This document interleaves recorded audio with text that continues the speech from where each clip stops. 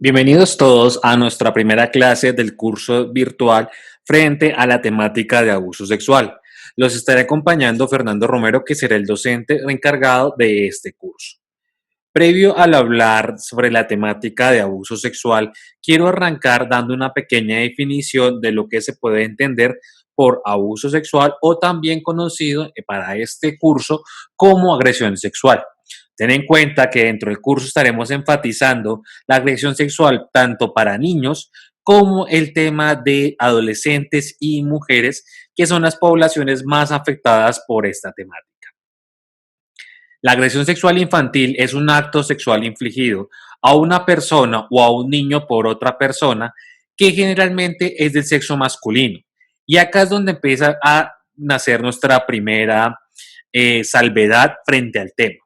Debemos tener en cuenta que aunque la mayor de la probabilidad que sea un abusador masculino, podemos encontrar en algunos casos esporádicos que la agresión puede ser también causada por otra mujer.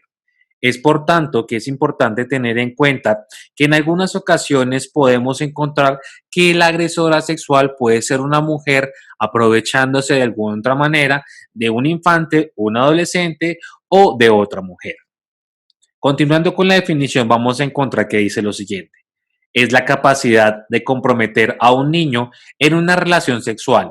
Se basa en la posición todopoderosa y dominante de adulto o un adolescente mayor que el niño o que el niño agredido. Ultrajador, una posición que contrasta agudamente con la edad, la dependencia y la impotencia del niño. Aquí cabe aclarar y te invito a que puedas revisar lo que se entiende por inimputabilidad e imputabilidad desde el sistema de código penal de cada uno de sus países. En este caso, vamos a tener en cuenta lo referente en el artículo 33 del Código Penal colombiano. La última parte de la definición nos agrega: la autoridad y el poder permiten que el agresor obligue al niño a someterse sexualmente. Esto nos lleva a pensar varias cosas frente a esta definición. Primero, muchas veces o en algunas ocasiones podemos encontrar que el agresor aprovecha su condición de poder frente a el menor. Muchas veces estas condiciones no solo se deben a poderes físicos, sino también un rol, una responsabilidad que es otorgada, por ejemplo, una madre en la creación de un nuevo hogar o situaciones similares. Aunque en esta clase vamos a tener en cuenta la definición de incesto, perdón, vamos a tener en cuenta que en algunas ocasiones el incesto puede darse por razones mucho más allá psicológicas que debemos tener en cuenta qué y cómo y por qué razones se llegan a dar.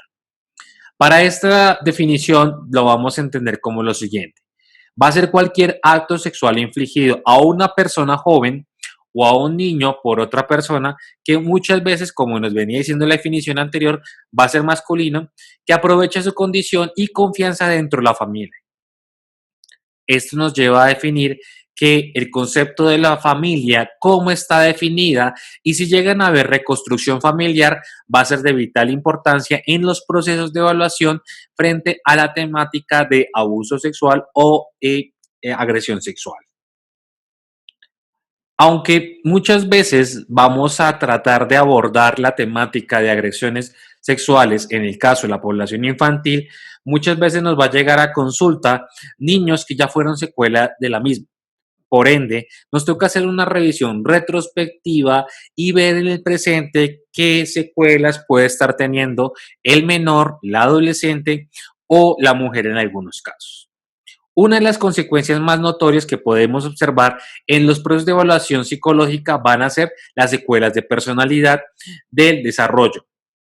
Dentro de ello, es importante tener en cuenta que la primera infancia es definida de los 0 a los 6 años, que vamos a tener en cuenta también que los niños tienen unos comportamientos determinados y cuando vemos que socialmente el niño llega a cambiar, debemos tener en cuenta por qué o qué razones llevan a esa situación a que cambie.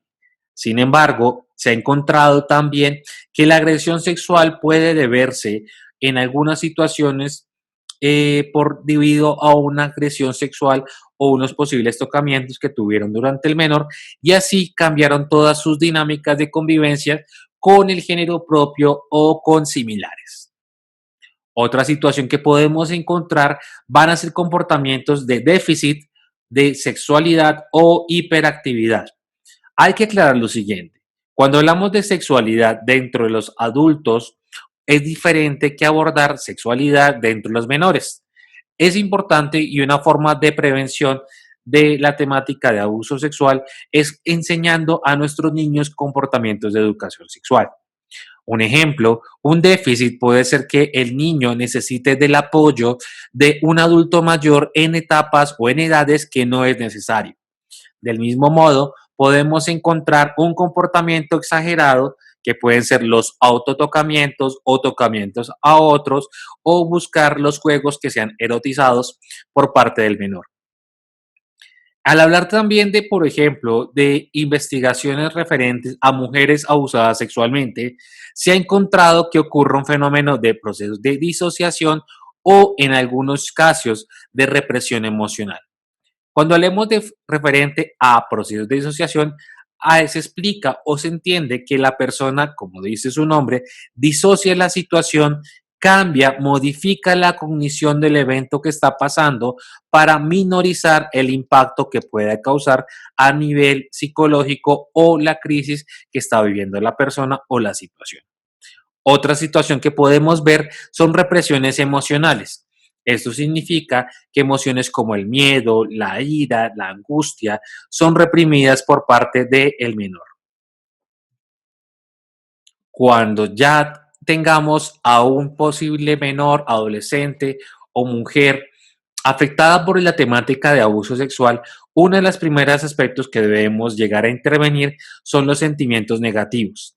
Y dentro de ellos va a entrar la vergüenza, la ira, la pena y el dolor, que en muchas ocasiones, a pesar de que la víctima sea abusada sexualmente, puede sentir sentimientos de vergüenza de contar la situación. Por otro lado, vamos a tener en cuenta que la represión emocional cada vez va a ser más fuerte y esta represión emocional, al ser cada vez más fuerte, va a ser más significativo los cambios comportamentales. Un ejemplo que te puedo dar puede ser que el sentimiento de angustia y de ira convierta a nuestro niño, que era totalmente introvertido, en un niño extrovertido y además lo puede volver agresivo o demás, o viceversa en algunos casos. Por ende, es importante que tengamos en cuenta en fases de psicoeducación con padres, educadores, profesores, que cuando veamos cambios repentinos de humor del niño de un momento a otro, debe descartarse la posibilidad de una agresión sexual o de alguna otra manera una posible abuso sexual que haya ocurrido en casa, en colegio o en los hogares, lugares que comparta el menor durante su día a día. Por otro lado, dentro de los aspectos que se han encontrado en las investigaciones, ya en el caso de mujeres adultas, se ha encontrado que algunas, no hay que aclarar que todas, pueden sufrir de un fracaso en el rol de madre y en ese orden de ideas presentar una disfunción tanto en la edad como en sus funciones que están ejerciendo. Y en otras ocasiones podemos encontrar que las mujeres pueden desarrollar una faceta que la vamos a denominar una mujer seductora, que vamos a entender una mujer hipersexualizada, una mujer que busca comportamientos sexuales, pero vamos a encontrar que su vida afectiva y su vida social está totalmente disfuncional. Por otro lado, vamos a darnos cuenta que puede que una de las áreas más desarrolladas sea su área sexual, pero las demás áreas de ajustes de la mujer vamos a encontrar que están totalmente disfuncionales o desajustadas y esto al mismo tiempo puede traer un inconveniente a futuro. Otro aspecto a tener a intervenir en el caso de que ocurra una situación de incesto va a ser las situaciones de angustia emocional. No lo olvidemos que en el caso de adolescentes, pero sobre todo en niños, todavía algunos constructos de las emociones no están dadas y a ello te invito a que puedas revisar un poco la inteligencia emocional, que igualmente lo vamos a hablar un poco más adelante en el módulo de intervención, pero Esta temática nos va a ayudar a entender cómo el reprimir las emociones pueden llevar a traer inconvenientes más adelante. Por otro lado, vamos a encontrar que en el tema infantil podemos ver que los agresores llevan a una confusión de sentimientos y además de ello, la confusión de sentimientos de los niños, como hablábamos anteriormente, como ira, vergüenza, dolor o pena, son confundidos con la retroalimentación dada por el agresor. Y esto significa en algunas ocasiones que el agresor puede decir palabras, comportamientos que hacen que sean invalidados los sentimientos de angustia, de agresión, de confusión por parte del menor. Ahora, también se ha encontrado dentro de los procesos de investigación que es importante llegar a trabajar los sentimientos y la culpa en el caso, por ejemplo, de mujeres que hayan sido agredidas sexualmente de manera crónica en el tema de violencia intrafamiliar. Ahora, por otro lado, vamos a encontrar que los agresores buscan alejar a la víctima de su apoyo familiar y buscan de cierta manera evitar el contacto social con otras personas para que la víctima no, de cierto modo, no aterrice, no conceptualice los conceptos que están pasando en su aspecto y esa disociación se mantenga favoreciendo el ciclo de la agresión sexual como hemos hablado anteriormente. Por otro lado, el agresor, aprovechándose de los sentimientos de confusión o los sentimientos mencionados negativamente en todo este proceso, eh, llega a otorgar una responsabilidad a la víctima sobre los hechos ocurridos y esto a su vez crea más confusión en la víctima, creando que se aleje de los apoyos familiares, que se aleje de los apoyos sociales y los apoyos profesionales que puedan ocurrir a la víctima. A continuación, te voy a presentar algunas de las expresiones que pueden utilizar algunos de los agresores, que pueden llevar a generar confusión en las víctimas y además de ello, otras agresiones que pueden empezar a hacer procesos de introspección desde la víctima y otras que son dadas a nivel cultural. Para nuestro caso, las expresiones en rojo van a ser entendidas las expresiones que son utilizadas usualmente por los agresores, azules, procesos que son retroalimentados por ellas mismas, la víctima, y las verdes, en este caso, las que son dadas por la parte cultural. En este caso, como podrás darte cuenta en la diapositiva, expresiones como tú me provocaste, no deberías estar vestida así, parece que estuvieses pidiendo que te violen, solo sirves para eso, son expresadas que algunas ocasiones son utilizadas por los agresores. Por otro lado, conceptos que son introducidos por el agresor, pero que de cierta manera se vuelven recurrentes y persistentes en las víctimas, son los siguientes. Nadie viola a una buena chica, las chicas son seductoras o las niñas son seductoras, y por otro lado, conceptos de manera popular o cultural, como si la violaron es porque se lo estaba buscando, son expresiones que debemos tener en cuenta dentro del proceso de la víctima. Otras expresiones que podría utilizar el agresor son las siguientes. Es nuestro secreto íntimo. Si le cuentas de nosotros, te irás de la casa. Y aquí quiero aclarar algo. Esta expresión muchas veces la vamos a encontrar, por ejemplo, en situaciones que genera confusión a la víctima y además de ello genera o crean sentimientos de culpa. Al igual que expresiones como, por ejemplo, si le cuentas a tu mamá, sufrirá un colapso. Esta expresión muchas veces la vamos a encontrar, por ejemplo, en el tema de infantil o en el tema de abuso sexual, lo cual puede generar mayor confusión, mayores problemas en todo este problema. Si te niegas a hacerlo, lo haré con tu hermana menor. Y expresiones como tú eres la única que me comprende son expresiones que en algún momento llega a utilizar el agresor en todo este proceso. Ahora, vamos a entrar a revisar un poco los métodos de sugestión que puede llegar a utilizar un agresor. Como he mencionado, la sugestión no solo puede ser de orden psicológico o de orden físico. Podemos encontrar que en algunas ocasiones pueden ser mixtas, al igual que la intimidación, el aprovechamiento de la fuerza, el aprovechamiento de un rol superior a la víctima puede darse. Y acá podemos encontrarlo lo que son el tipo de violencia que puede ejercer. En estos tres mencionados podemos encontrar en algunas ocasiones que esto puede ser mixtas, como por ejemplo puede ser una violencia psicológica combinada con una intimidación física o viceversa, una intimidación psicológica combinada por una violencia física o demás. Un aspecto que es importante revisar y que tiene muy identificado los agresores en todas estas situaciones son las respuestas de miedo usualmente más habituales por parte de la víctima. Un ejemplo que te puedo dar es lo siguiente.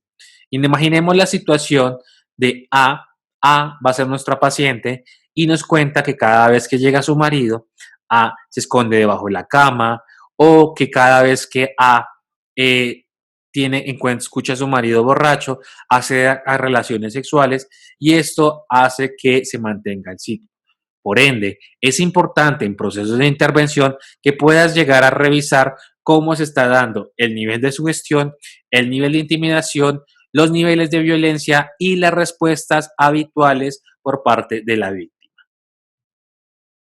¿Qué debemos tener en cuenta dentro del proceso de evaluación inicial y que más adelante vamos a retomar en procesos de intervención en temas de abuso sexual o violencia, o perdón, en temas de abuso sexual o agresiones sexuales, como pueden llamarlo en algunos libros? Vamos a tener en cuenta cómo nos llega la víctima y sus sentimientos de vergüenza, los niveles de retroalimentación por parte del agresor, el mecanismo, como en algunas ocasiones podemos darnos cuenta, de utilizar el secreto o la vergüenza. Y acá podemos tener en cuenta de que va a ser nuestro secreto y el llegar a ser contado en algunas ocasiones genera sentimientos de vergüenza y ese sentimiento de vergüenza hace que algunas mujeres no lleguen a contarlo. Un ejemplo de ello es lo que podemos observar en el tema, por ejemplo, de mujeres adultas que pueden estar capacitadas en el tema de abuso sexual, sin embargo, por X o Y razón pasan por situaciones de esta manera y hace que ese sentimiento de vergüenza no busquen ayuda profesional. Los sentimientos de perversión y perturbación por parte del agresor, los niveles que han sido afectados y los niveles de supervivencia que pueden entender la víctima que son necesarios.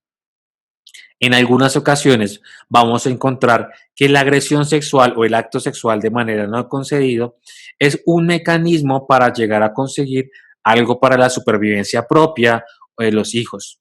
Vamos a encontrar en algunas ocasiones, por ejemplo, que la agresión sexual es un tema que es mantenido por un aspecto de supervivencia como puede ser el alimento para sus hijos o el refugio en un hogar o temas en este sentido. Nuestro rol como terapeuta va a ser enfatizar y trabajar el tema de los pensamientos y acá te puedes guiar mucho por el tema de la terapia cognitiva o la terapia cognitivo-conductual, donde vamos a trabajar todos los sentimientos, las respuestas habituales, los conceptos dominantes y las relaciones interrelacionales con los demás. ¿Qué significa esto? Acá debemos trabajar, por ejemplo, cuál es el concepto dominante frente a la autoestima, cómo se ve la persona, las relaciones, interrelaciones que tienen con los demás, los constructos sociales y culturales. Por otro lado, vamos a trabajar desde la parte terapéutica cuando ya estemos en proceso de intervención, que igualmente lo trabajaremos en la semana 3 y la semana 4, los temas de los logros aislados diferentes a la situación que haya vivido la persona. Sobre todo, esto es importante trabajarlo con mujeres adultas. Y acá te invito a que revises una técnica que se conoce como la técnica de la elaboración de una imagen alternativa. De manera resumida, esta técnica lo que busca es crear una imagen alterna, llegar a desvictimizar a la persona y empezar a mostrarle a nuestra víctima que el componente o la situación vivida, aunque fue un evento o un punto negro en la vida de la persona, hay muchos más eventos que alimentan el constructo de la persona y desde ahí podemos reconstruir el concepto o podemos reconstruir la autoestima. Este relato te dejo como un ejemplo de una situación que puede haber vivido una mujer, vamos a llamar a nuestra víctima, la vamos a llamar la mujer C o C, y voy a leerte lo siguiente. La mujer relató que durante su infancia fue ultrajada sexualmente por su abuelo a lo largo de sus años y que además había sido agredido física y emocionalmente por su madre, su padre y de su madrastra. Alice se consideraba a sí misma, comillas, un desastre, y si bien pensaba que ello debía ser de sus experiencias pasadas, había aceptado el punto de vista de los miembros de su familia que la consideraban emocionalmente perturbada. Para describir cómo se sentía, utilizó estas palabras.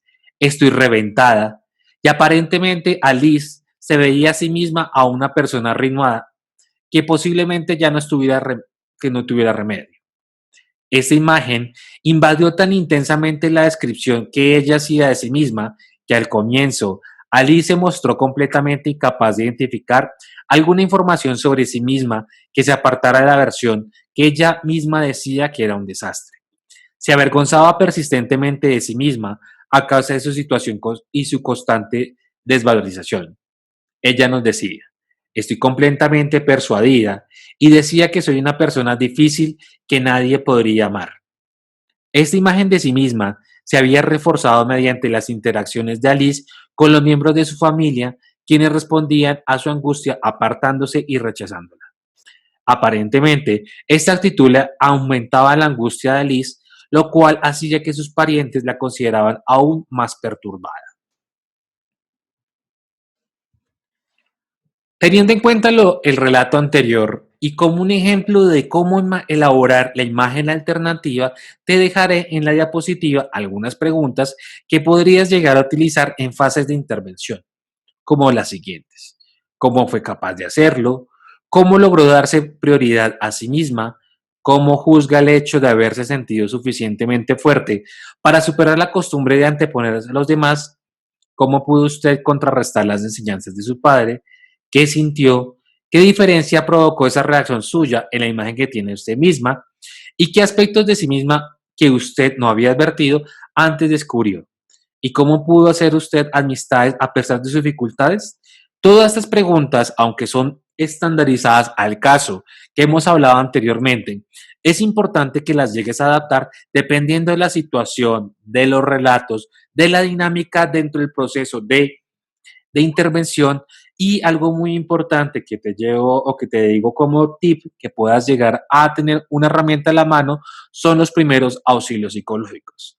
Muchas veces el llegar a provocar o reportar o evocar un sentimiento ante un evento traumático, como puede ser un abuso sexual, hará que nuestra persona o nuestro paciente o nuestra eh, usuario entre en crisis. Por ende, nosotros como terapeutas debemos estar preparados para llegar a ofrecer los primeros auxilios psicológicos. Bien, dentro de los aspectos de la terapia que podemos tener en cuenta para poder centrarnos los objetivos de manera observable y de manera evaluable frente a la reconstrucción de personalidad después de un abuso sexual. A continuación, te planteo algunos indicadores de empoderamiento personal que podrías llegar a trabajar o adaptar dependiendo de las situaciones que estés viviendo con cada uno de tus pacientes o tus víctimas frente a la situación. No lo olvides que esto también cambiará dependiendo de la edad que tengamos a nuestro paciente. Es decir, en algunos casos puede que sea más fácil trabajar con niños, en adolescentes o con mujeres adultas. Dentro de ellas, ¿qué podemos encontrar? Trabajar temas como la autoestima, el autoconcepto, el autocuidado, el establecimiento de las habilidades sociales, asertividad y resolución de conflictos. Te invito a que revises un poco esta diapositiva y de que dependiendo del caso puedas empezar a trabajar qué temas pueden llegarse a dar frente a las fases de intervención en el tema de abuso sexual. Por otro lado, es importante llegar a trabajar o tener en cuenta que podemos trabajar el tema de empoderamiento en las relaciones cuando en una situación de pareja. En algunas ocasiones puede que existan problemas de pareja, pero más allá de haya un antecedente de un abuso sexual y la pareja no sea, una de las dos parejas no haya entendido la situación, el momento o las situaciones ocurridas. Por ende, el llegar a fortalecer en pareja nos va a servir una ayuda para poder trabajar todo este tema. Aspectos como son el uso del lenguaje, los tipos de comunicación, las estrategias de resolución de conflicto, gestión del dinero, gestión del tiempo, del espacio, son temas de vital importancia trabajar cuando, por ejemplo, existe una pareja y además llegar a trabajarlos en el tema de reconstrucción en la parte afectiva con víctimas de abuso sexual, en este caso sobre todo con lo que es adultos o mujeres adultas en este caso.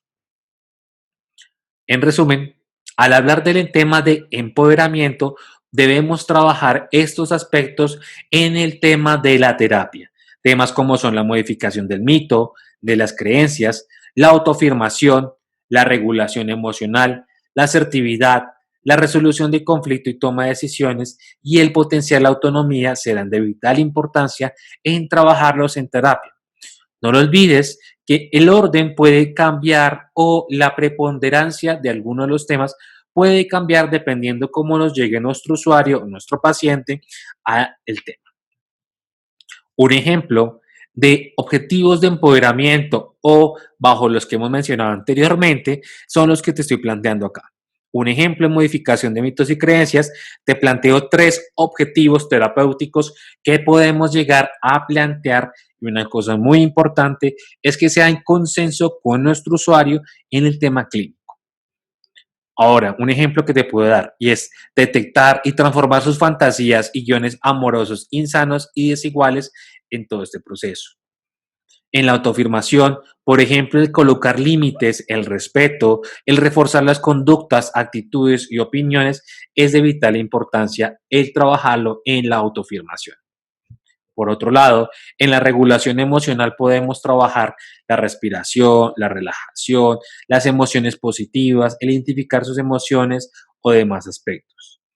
En el tema de la resolución de conflictos, vamos a tener entrenamientos asertivos en las habilidades sociales, en resolución de conflictos, entrenamiento en generación de alternativas y tomas de decisiones. Y en la autonomía, el desarrollo de espacios personales, la relación de la parte de reelaboración afectiva a través de vínculo, relaciones igualitarias y buen trato, son de vital importancia llegar a trabajarlas en temas terapéuticos en después o en la fase de intervención cuando ya tengamos identificado todo el proceso de abuso. Por otro lado, es importante tener en cuenta el tema de las creencias románticas, de cómo pueden afectar el tema en aspectos de abuso sexual y cómo pueden en algunas ocasiones mantener todo este proceso.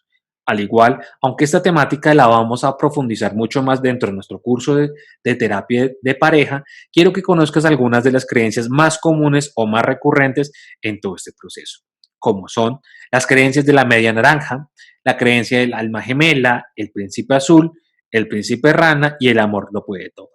Vamos a compartirte algunas. Por ejemplo, el príncipe azul es que el hombre perfecto lo va a salvar a uno, el alma gemela que van a haber dos seres iguales, al igual que una media naranja es el complemento de otra persona. O por otro lado, que el amor lo puede todo. Bien, hemos llegado al final de nuestra clase inicial del tema de o perteneciente al curso de abuso sexual. No lo olvides, estaré desde el foro respondiendo todas tus preguntas, dudas y recuerda que este material te va a poder servir para solucionar la actividad de la semana. Nos veremos en una próxima clase. Hasta pronto.